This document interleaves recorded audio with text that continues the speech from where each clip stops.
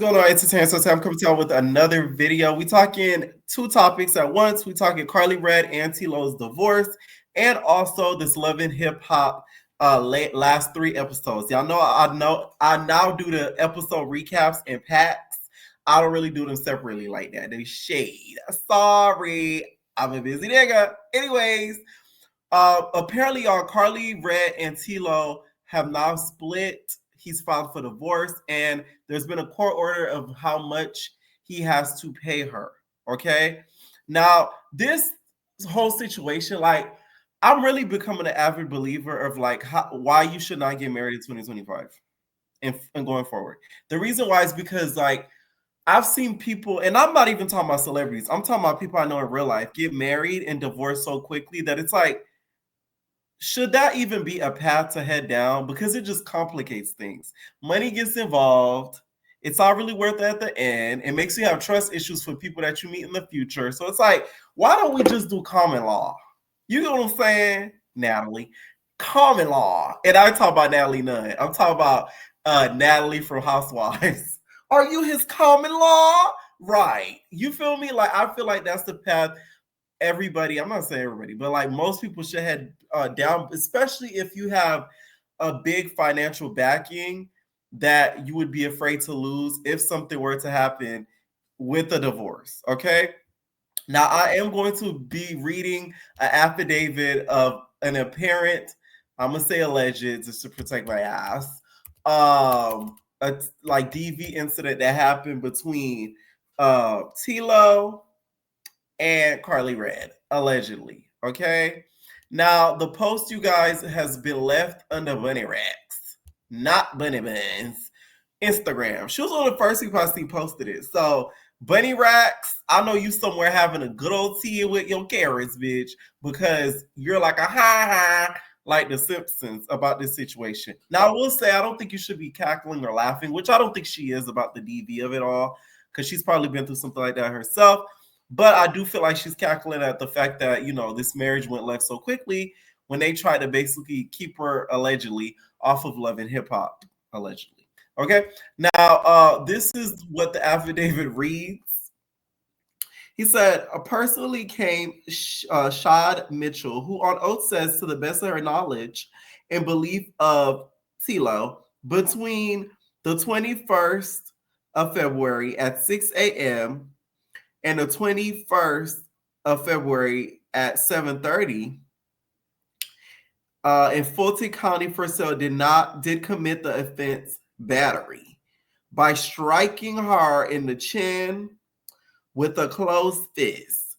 Said, and this deponent makes this affidavit that a warrant may issue for her or his arrest. On February 21st, 2025, at approximately 18:25 hours, Senior Mitchell responded to in reference of a report of a domestic disturbance. A lot of you guys are probably like, oh, you doxed him by putting that. Y'all, doxing him is not that. This is a public record. This is public information. You can pull this up legally.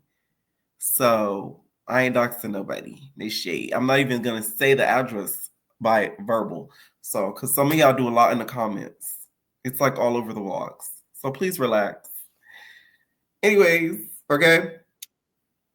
Upon my arrival, I was met by Senior Sergeant D. Primo, and the caller later identified as Karlie Lewis, who advised that she and her husband, later identified as TLO, were in a physical altercation earlier that morning.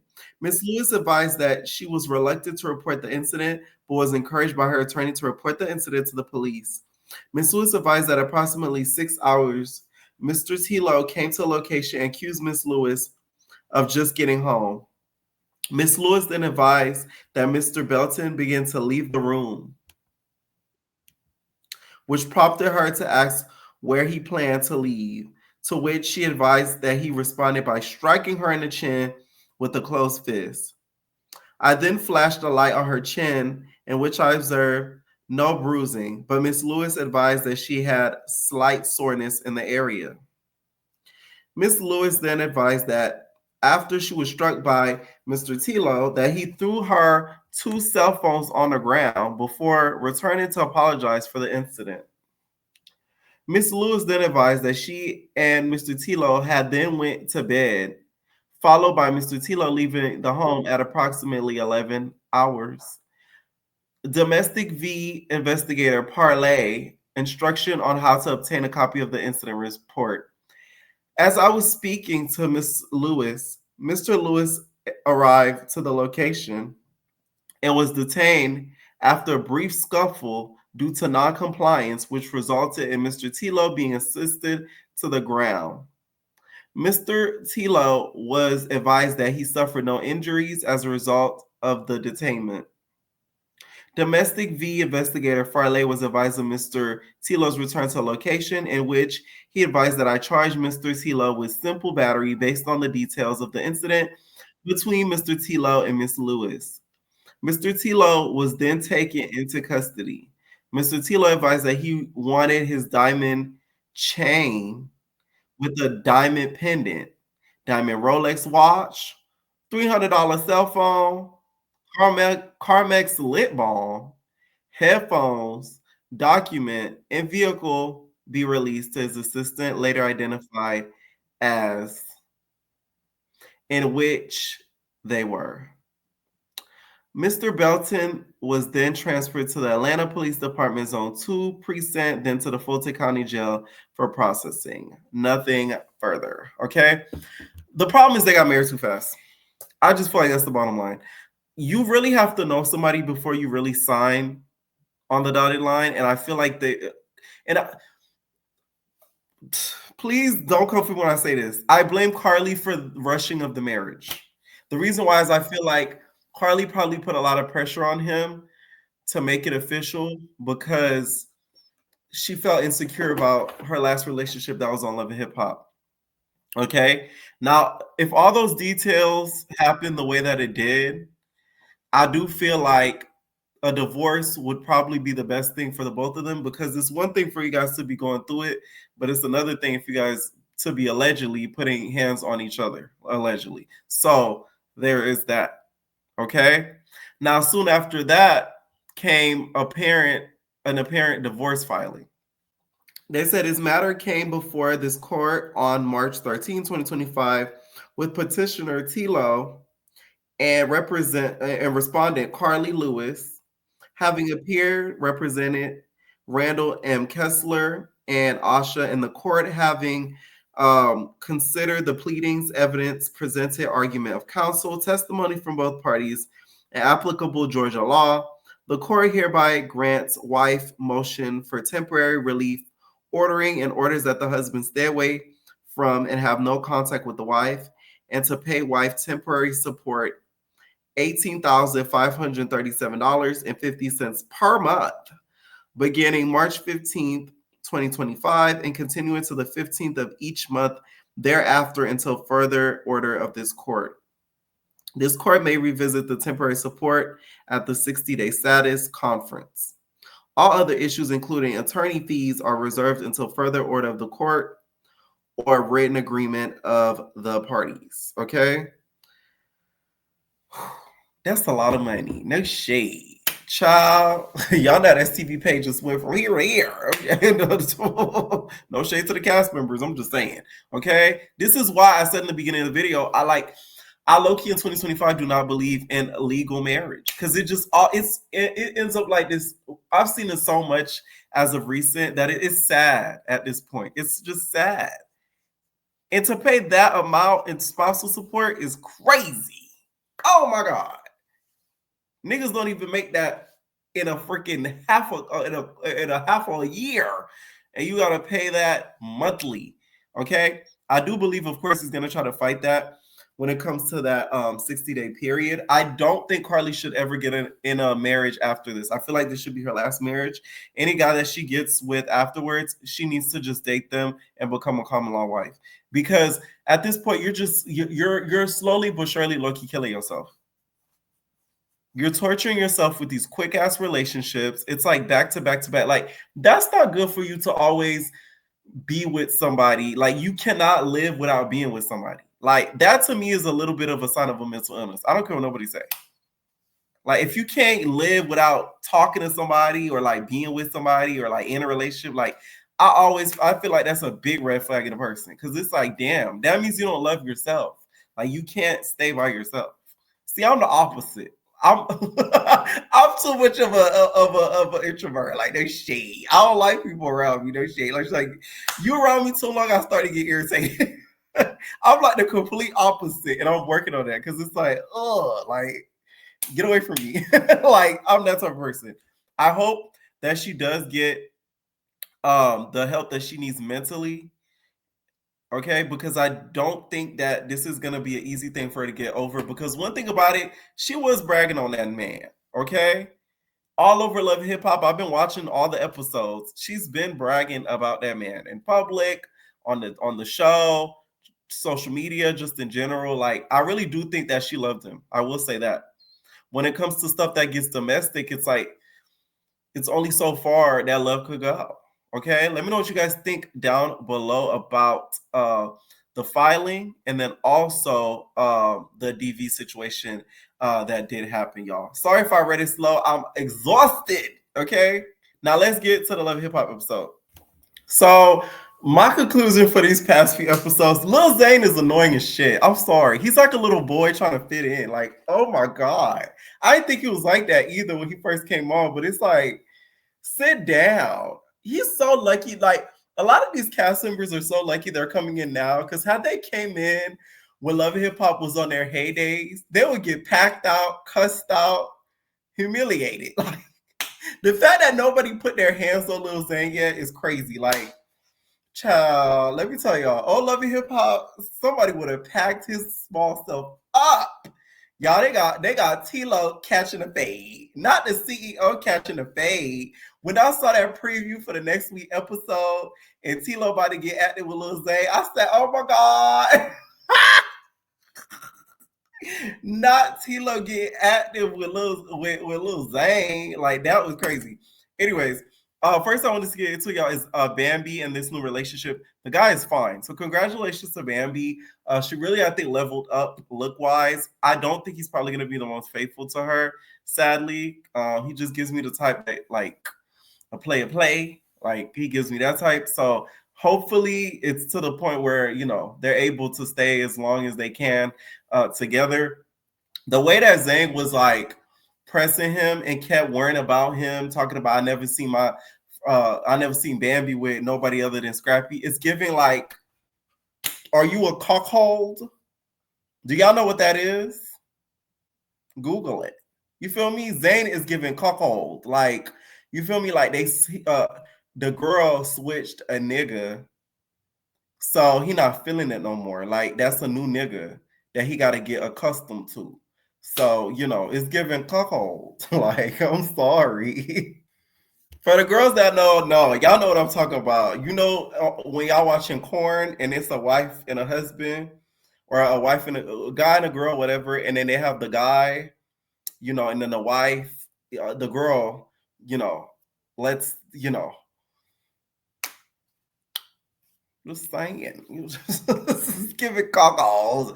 Now, this whole fallout between Rashida and Yandy, it was long overdue, and I'm really, in my opinion, siding with Rashida, because it's like, Yandy, you cannot make it Rashida's fault that, one, you're going through all of this public turmoil, and two, that Jasmine and Fran confronted you. It would have happened regardless. If it did not happen there, it would have happened in another scene. That's what Yandy's not understanding. It was gonna happen regardless. It just happened earlier than it probably was supposed to. That probably was a storyline that was gonna be on part B of that season. So it's like, why are you so mad at Rashida? Like, she literally, like, really didn't do anything to you. Like, it's like she's taking out all the aggression that she's been getting and all the hate that she's been getting online, and she's taking it out on Rashida. I'm glad Rashida was able to stand up for herself, because it's like, finally, like, it took you 6-7 seasons to say something. We haven't seen you active since K. Michelle left. Okay, that's the only person that will really get Rashida active quickly. Like, That damn Rashida see K Michelle, she started to turn up. She like, man, I ain't playing with this shit. Like, man, yeah, like you know what I'm saying? That's what will turn up Rashida. You put K Michelle in front of her, like she goes insane. But besides that, we don't ever see her really like stand up or defend herself. So it's great that she did against Yandy. It's just sad we didn't get to see it. Love and Hip Hop production. Can you guys do a little bit better? Like you can have one cameraman sticking around, and can any of the cast members be a snitch and pull out their phone and record? Because I'm not gonna lie, I wanted to see Rashida get mad about it. You know what I'm saying? We don't really see her get mad about it. So for her to say, "You not my friend, you not my friend, you not my friend," ain't nobody here my friend but Mr. Frost, nigga. Like I wanted to see her turn up like that. You know what I'm saying? But we didn't get to see that. So it's just sad, right? Now, Karlie in this latest episode stopped TLO from literally about to fly out. I feel like the reason he was about to fly out, he was going to a girl, allegedly. It's giving like he had a situation and like he was about to dip, and Karlie caught him before he could dip. That's just what it gives. That whole situation was very awkward. It was very weird. It was very like, what's going on? And they try to keep it as kind of like hush hush as they can, but it just made the marriage look more like a suspect sham than anything. Now, at one point, he sat down with Mandisi and Yandy. Wrong couple to sit down. Mandisi gonna talk about he the right person to say it because he didn't have no baby. I didn't have a baby on Yandy. Yeah, because you're smart enough to use protection. Good for you. You get what I'm saying? Like, of course. Thank God. Like, but that doesn't give you the right to give relationship advice as if you some guru. Like you the same one that said you would go up in the clinker for Yandy had it been the other way around. You're not the best person to take advice from. What you was talking about? I'm just saying. But I get it.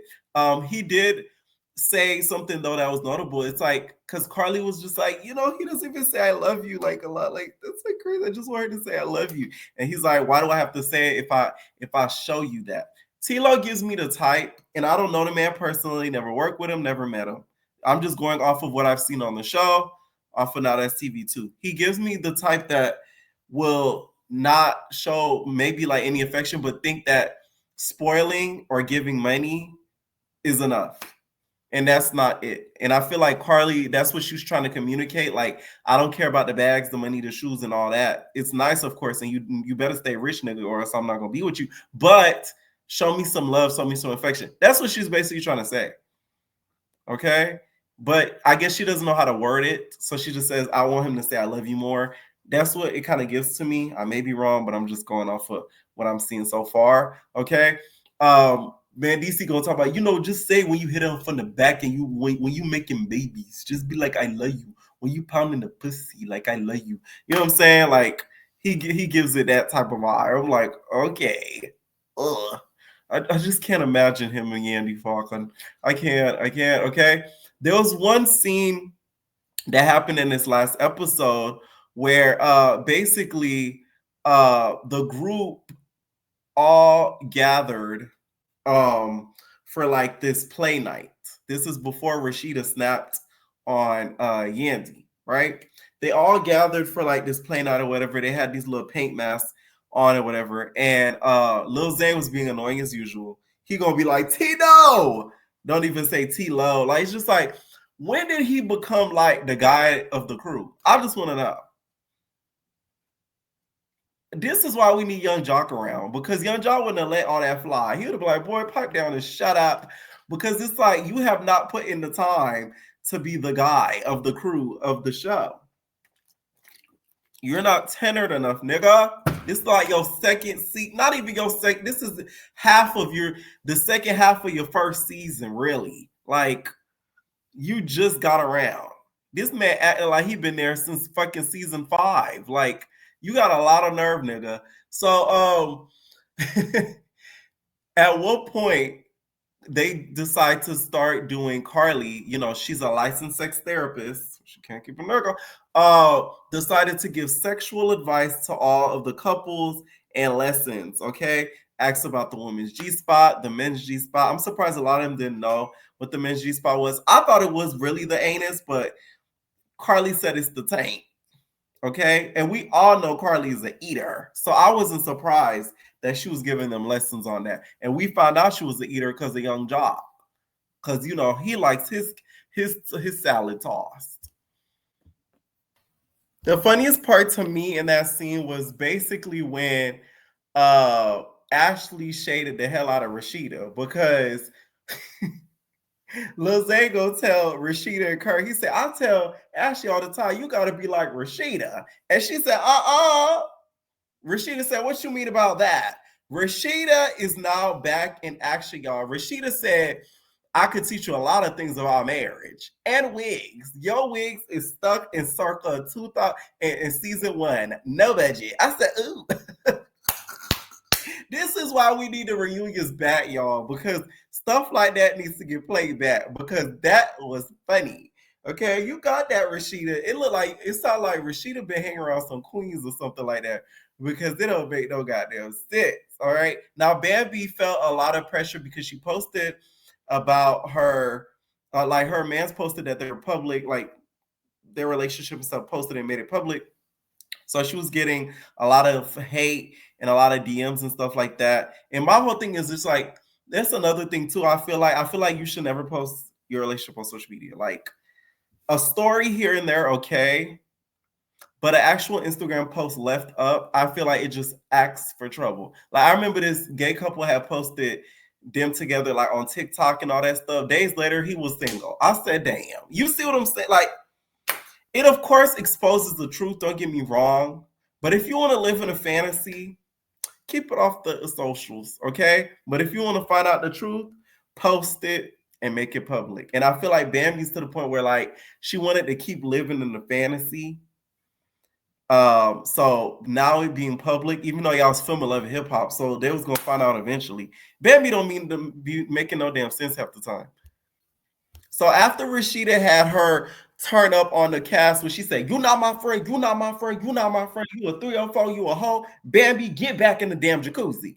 After she had that blow up, the next day she said what she said, but she didn't mean that none of them are her friends. She said, Sierra is my friend.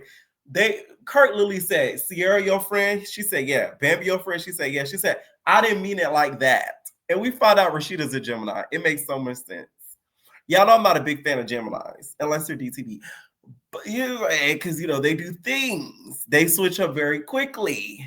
Okay? So don't say it when you drunk and have some liquor, and then now it's a different story. No. A drunk mind speaks to a sober tongue, like they say. So it's like, don't switch it up now because you feel a lot of the girls looking at you all types of sideways. And what Bambi said on that bus was 100% true. The reason why Yandy is mad at Rashida is because she feels like it's y'all fault that whole Jasmine stuff and all that stuff came up. But when you look at it in the grand scheme of things, it's not Rashida's fault. It was going to happen eventually. So they can't be mad at Rashida for that at all. So the episode ends up with them like getting like pulled over or something like that. I'm like, that would have scared me, because being out the country and with the feds out the country, that's a different ball. Like that's a different ball game. And that's basically the last few episodes, you guys. I will say like this past season, I've really been enjoying it. Although I don't recap the episodes like episodically, I do feel like these episodes have been actually really entertaining, and you could tell that the drama is real. And like Love Hip Hop Miami, sorry, like I just cannot recap something that I know is fake, y'all. I know it's fake because I was there. I've been there, so I know how fake it is. Okay, let me know what y'all think down below, and we're our babies. No personal thing.